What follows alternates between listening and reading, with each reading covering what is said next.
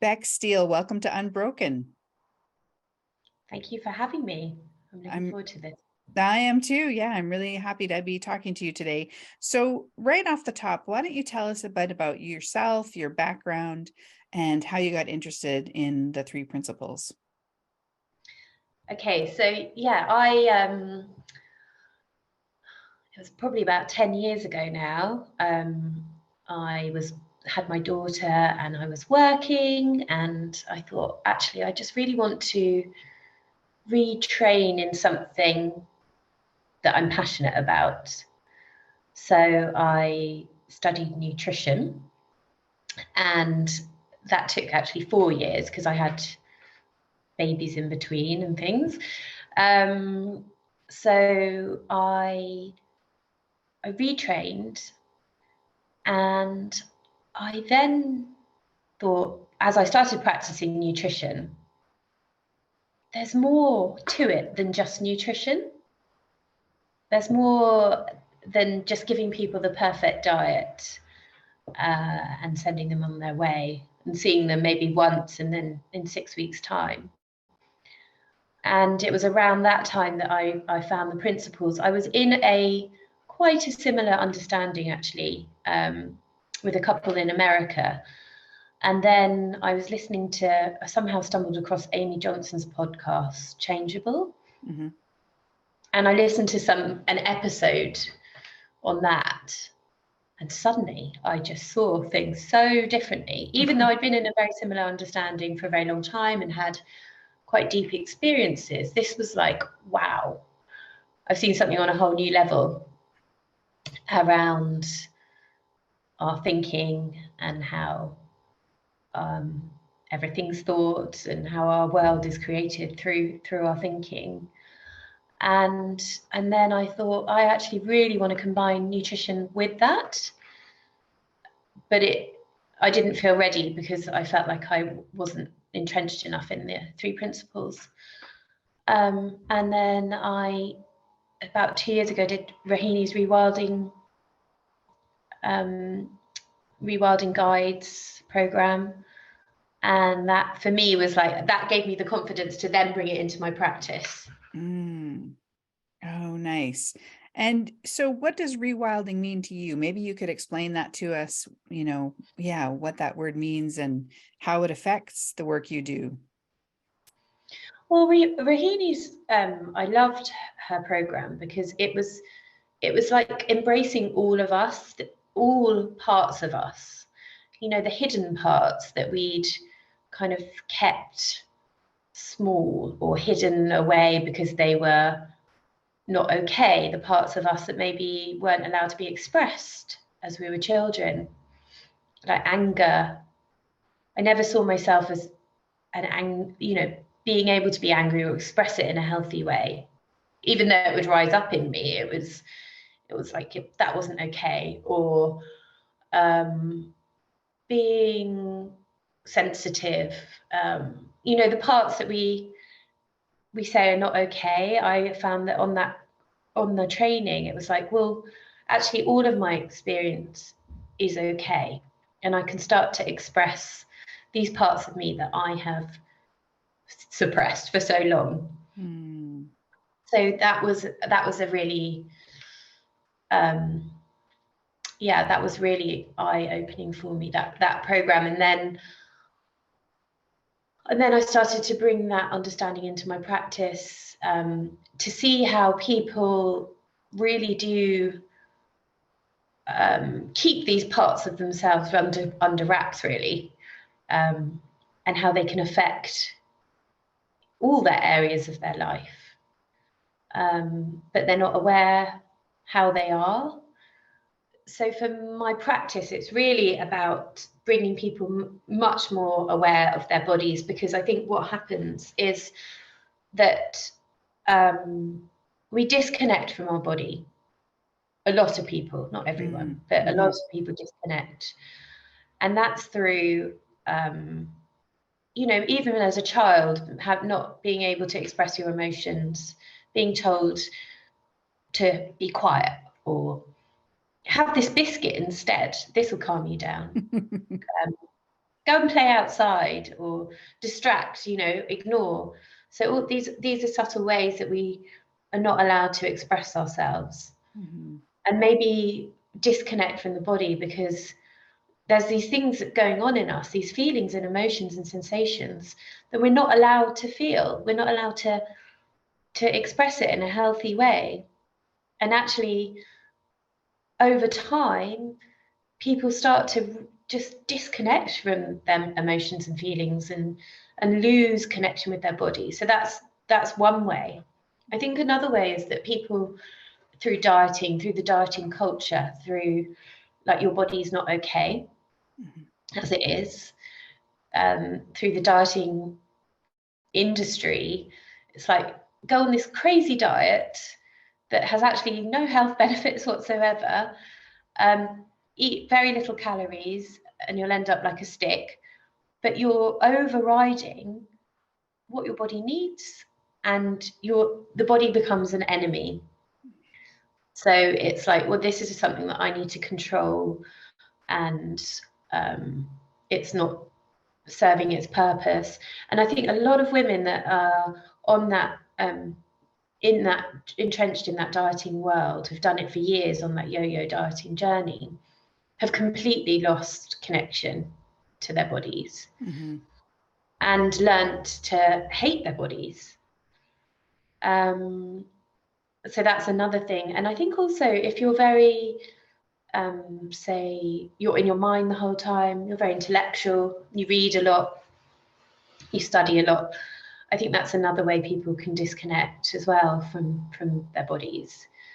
So really, it is about realizing, okay, we know we've got a body, but it's like, oh, what's actually going on? It's this perfect feedback system that's happening all the time. It's talking to us in signs and symptoms and signals, and there's that direct correlation with, we're having anxious thinking. We can feel it in our chest or in our stomachs. Long-term stressful thinking, stressful thoughts can cause a disconnect with the body, but also disease. Our immunity might start to not be so good. Our digestion might not work so well. And this is like long-term stress that can have a big impact on the body. So this is the area I'm most interested in, really. And so when you're working with people who are disconnected from their bodies, and you talked about the body becoming the enemy, and I saw that in two ways. One being, we hate the way we look, but then the second being, we don't like the signals that we're receiving from our bodies. So that's deeply unfortunate. So when you start to work with people, how do you get them back in touch with their bodies and kind of make friends with their bodies? Yeah, so firstly, I think it's, well, as like the 3 principles in rewilding point to, we're not our bodies. That isn't who we are. At our essential core, that isn't us. We're way more than how we look. We're way more than our weight. We're way more than our appearance. And yet we've become so hyper-focused on this one area. And it's the filter that we see everything through. So, you might not want to go out for the evening just because you can't fit into the dress that you fitted in last 2 weeks ago or something, or and everything becomes the filter for how you see yourself through this very narrow prism. But actually, when we're connected to our true nature, when we're aware that we're not our thoughts, we're not our beliefs, we're not our patterns of thinking, or conditioned patterns of thinking that keep us very small, it's like, well, there we have freedom. and there's freedom within that to connect to our body in a much more fluid way. But it's also about tuning into the sensations in the body, tuning into the thing, you know, but slowly, because people don't often want to feel things straight away because it could feel overwhelming. So for me, I think I just wrote something on this today, which was that I was a very sensitive child, but I was always told I was too sensitive. So I used to have to force in the tears and not let them come out. And over time, people would then say, "Well, you're so tough. You're emotionally so tough because you don't cry, and you you can go through these experiences, and you're so, you know, you deal with it so well." And I think that actually, when I allowed myself to actually start feeling again, it was like, oh wow, I've kept a lot in there. Yeah. And what was that like for you? Was that scary at first, or? I think I thought that it would come out in a certain way, that I'd have some huge emotional release, and everything that I've been bottling up for so many years would, but it wasn't like that. It was more just, now I'm just much more able to, when things come up for me in the moment, it just arises, and there are tears, and I let them flow. And I could probably say I cry nearly every other day now, whereas before it was like once every 6 months to a year. So there's something definitely happened there. And so what I get from that now is that you trust your experience. Yes, I think that's it. That's the key. Is like, if things are meant to come up, they're coming up for a reason. We don't have to talk our way out of them. We don't have to say it's all our thinking. We just allow it to be there. And I was always trying to control that before. Yeah. Yeah, I can really relate to that too, as a child, being sensitive and then being told not to cry, and developing a habit of just feeling like anytime I felt an emotion, I was being unreasonable. Yeah. So I Yeah, can there you go again. Oh, yeah, look. that's right. Yeah. Yeah. Oh God, why are you so sensitive? Yeah, I know. We need, but I now see it as a real gift to be that sensitive, to work with other people, to be empathetic, and it is a gift. Oh, absolutely. Yeah. And I just love that you touched on, that idea that we don't need to be afraid of our experience, and it does take some time. It has for me as well to welcome that, whatever it is, and know that you're safe, no matter what's happening, for sure. Yeah, because we're the safe space, so we are, whatever's arising within us is safe. But we weren't told that, were we? But because our caregivers didn't know that either. Yeah. So how were they meant to teach us that? Yeah, exactly. Yeah, you can't teach what you don't understand, for sure. Yeah. So we've talked a little bit about the mind-body connection, and is there anything you can share around our behaviors around eating and nutrition since you came to this understanding? I mean, we've kind of talked about that a little bit. Is there anything else you could say about our behaviors around eating and how this understanding helps us with that? Well, I think there's often an emotional component to it. But firstly, why I love working with food is because there's so much we can do around cravings and needing to eat. Because actually, a huge part of that is eating a diet that is balanced in protein, slow releasing carbohydrate, and fresh fruit and veg. And it's very simple for me. It's like when people balance their blood sugar, so they're not on the, you know, high carbohydrate, high sugar, high white refined carbohydrates, so white rice, white pasta, white bread, and all of that. It's not to say we don't ever have it, because that restriction doesn't work.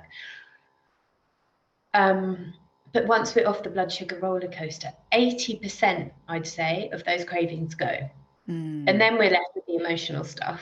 And it's like, well, there's the work that we can really go into, because I just ran a course recently, and we, the first week, most people said actually so many of their cravings had gone, whereas before they always felt like it was an emotional thing, and actually a lot of it was actually just craving carbs and sugar, because they're addictive, you know. It's just pure addiction. So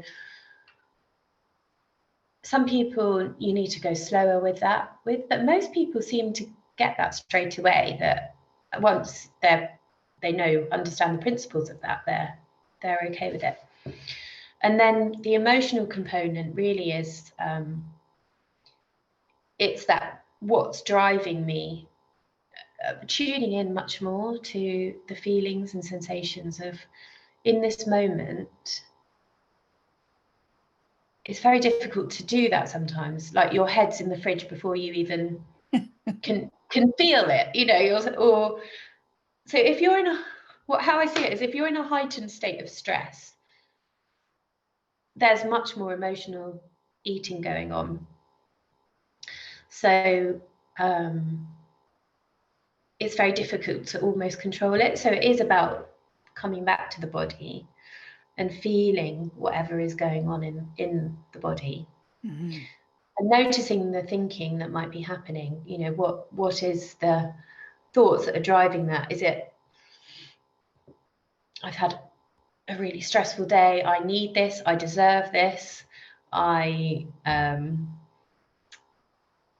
it's the only thing that's going to make me feel better. Oh, what's the point? I might as well give up. You know, there's all these sort of thoughts that drive their behavior, and there's always an emotional component to it.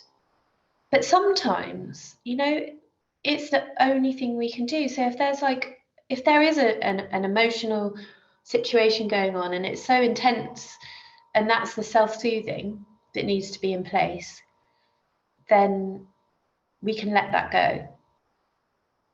But if it's always there, and if it's like driving us to the alcohol or driving us to the sugary biscuits all the time, and then there's a lot that can be done to sit with what's actually going on, start to recognize the patterns of behavior that are driving that. But also, these things can go really deep and quite far back.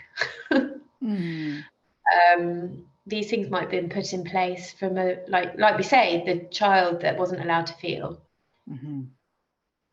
that, you know, felt unsafe in their environment. So a biscuit was the thing that calmed them down. I'm guilty of that. When I had young children, I used to give them food to help them, and then I realized that it's not the best thing. Yeah. Oh, that's lovely. And so you've kind of touched on this already, but so what we're doing when we're overeating, and very often with high carb, high sugar stuff, is it's a solution, not a problem, right? We're using that to deal with stress. And as you said, and maybe with some emotional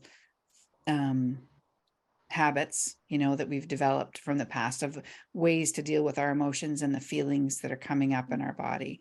So when you're working with people and you've shifted their nutrition a bit, and then they're starting to get in touch with their feelings, do you notice any sort of commonalities among people and what they experience as they go through that?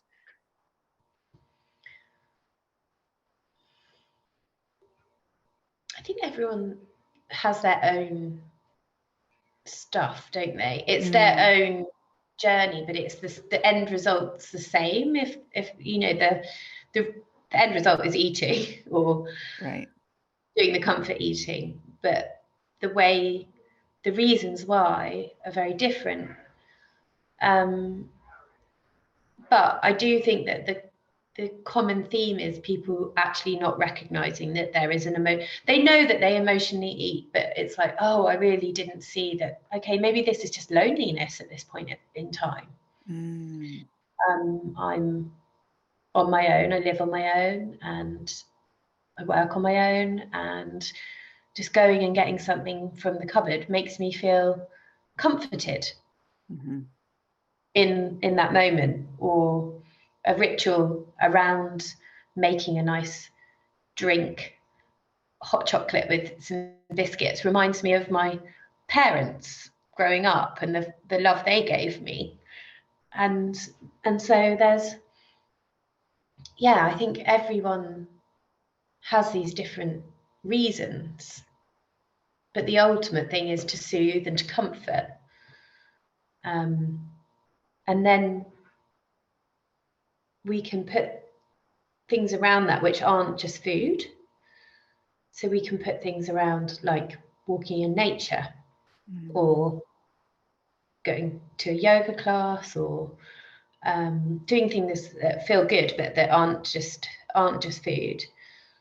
But also, the more we unravel in ourselves, the more we're like seeing into these behaviors, the more, and also that the body is this amazing vessel that we're here for this life. This carries us through life.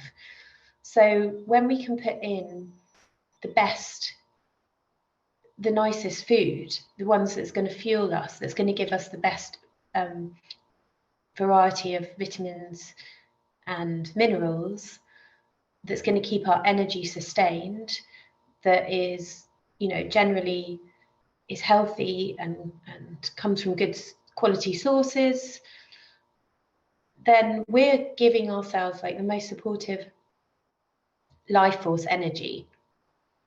And actually, when you can start to see that you're taking away from your body, when you're putting in, like, I don't know, fish and chips, pizza, donuts, alcohol, the body has to go through a lot of processes to eliminate. It's almost like toxins in a way, but it's not to say that we don't have those things occasionally. So I always say to my clients, once a week, go out and have whatever you want, or even twice a week, go out and have whatever you want. So, but when we can start to switch in our minds that what we're putting in is life-giving, I think that's a really, it's not forced. It's not saying this food's bad or this food's good, but actually it's giving me everything I need to support myself. And then we don't have to be perfect. Right. Because perfection just backfires, doesn't it? Yes, it does. Yeah, absolutely. Yeah. One of the things that I saw early on in this exploration was this idea, and the metaphor people often use is that, we're the sky, and that our feelings and thoughts are like weather or clouds moving through the sky. And that was such a huge game changer for me in terms of eating, because I think what had happened was the only way I knew to deal with what was moving through was by eating something. And one of the big things I didn't realize was that I could just leave it alone, and it would move on all by itself. So I wonder, I guess I'm just wondering if your clients, if that's something that lands for them quite early on. It's probably different for everybody, but yes, I think, yes, I think, well, I'm just thinking back to the course I ran, I think within the first week, once, like I said, the diet side is sort of underpinning that much more. But I think once people are aware that their thoughts are giving them the feeling, there's a direct correlation there. Mm-hmm. They don't have to buy into that, and they can let it relax within them, or feel the emotion that needs to be felt. Yeah, that clears up very quickly. Mm-hmm. Yeah. Yeah. So that, yeah, for me, that was really a linchpin and bit of understanding. And Mm. yeah, I was really grateful once I started to learn that.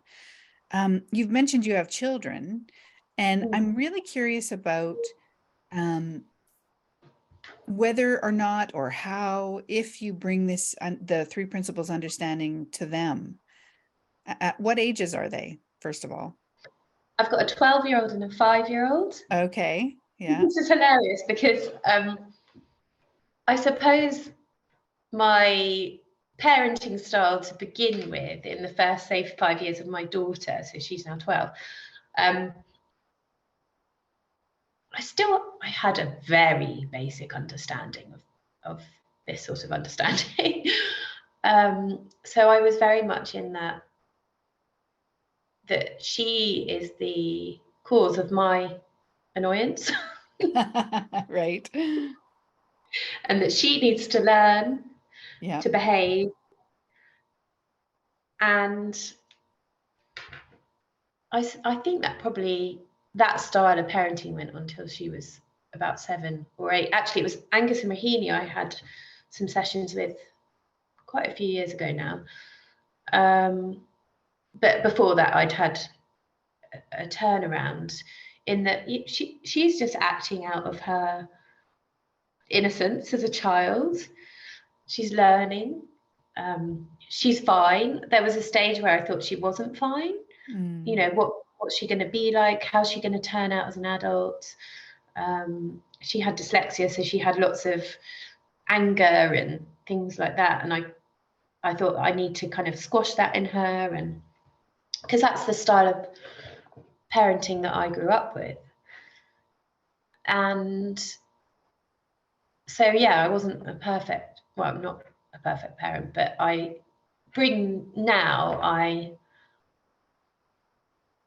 just see, even in her worst moods, I see always who she is. Mm. And I think we do recover very quickly if we ever do have something, because I will always apologize if I've, shouted at her in the wrong way or something. It's never that she's the child, I'm the adult, and you listen to me. So there's that. But when I try to talk to her about stuff, she says, "Oh, Mum, life doesn't work like that. Look, in your lovely, where everything's so positive in your nice world, the world isn't like that. Let me tell you." So I think she just thinks I spout out all this nice sounding stuff, and Yeah. yeah. So, but I think she gets it on one level. And my son, who is 5, he is very, he's just such a wonderful being. And I think even from day one, knowing that is such a gift to have for your children. Just Mm-hmm. knowing that, because I know that when I was a baby, I was called it. Oh, jeez. Oh, And that's no. what my mum referred to my children as when they were born. Oh, it needs feeding. It's crying. It's like, well, Oh, goodness. they, Yeah. they've got names. Yeah. Oh, Mm. wow. And so it sounds like maybe in your parenting, the big shift is kind of on your side of the equation, not so much about indoctrinating your children about the principles, but it's really about, you can see their resilience and their resourcefulness and their innate well-being. And I imagine I'm not a parent. I have never been a parent, but like I know I've noticed just the settling down in me in my relationships in life. As a parent, is that part of what happens too? You just really settle down and relax? Yes, I think that's it, because um, they can trigger you a lot. They are your Mm, greatest teacher, yeah. because they're pushing all the buttons of what you need to see in yourself. Um, and when I saw that very clearly, it was like, oh yeah, that my daughter's just a mirror to what's going on in me. Mm, Um, and that was very helpful. I worked through quite a lot of stuff when I saw that. And then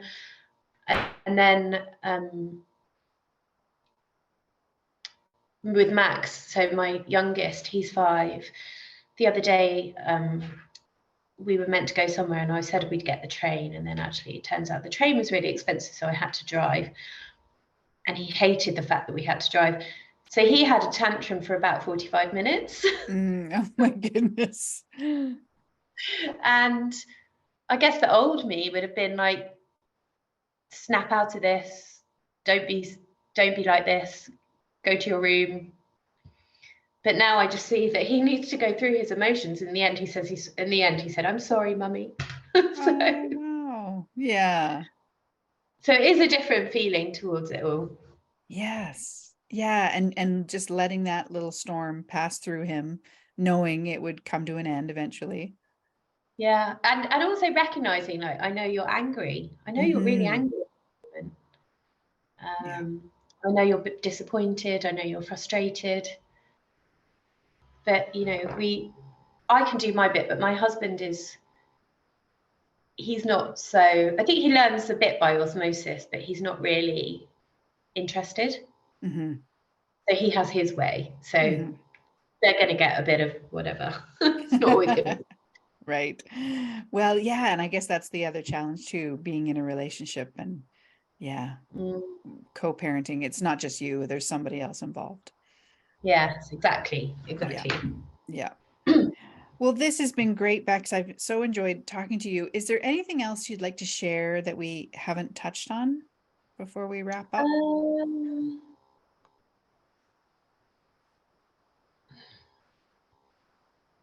well, the Sydney Banks quote, which um, if one, oh, I'm really bad at actually getting quotes right, but if we weren't afraid of our Hmm. experience, that alone would change the world. Hmm. And I think for me, that is now becoming more and more present in my life.